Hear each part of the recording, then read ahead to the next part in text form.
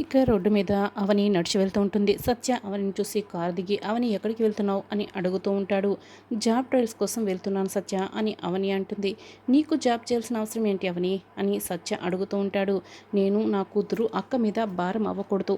ఎన్ని రోజులైనా అలా ఉంటాము, ఎన్ని రోజులైనా ఉంటాం, అందుకే జాబ్ ట్రయల్స్ ప్రయత్నం చేస్తున్నాను అని అవని చెప్తూ ఉంటుంది. నాకు శ్రీకర్ పైన కోపం వస్తుంది.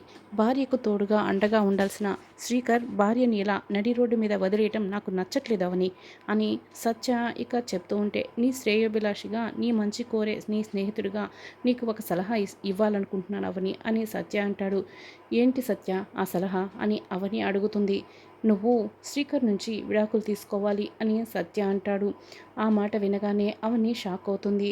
నువ్వు నా శ్రేయోభిలాషిగా అడుగుతున్నావా, లేకపోతే మరేదైనా దురుద్దేశం ఉందా సత్య అని అడుగుతూ ఉంటుంది అవని. సత్య అయితే ఆ మాటలు విని షాక్ అవుతాడు. అవని వైపే చూస్తూ ఉంటాడు.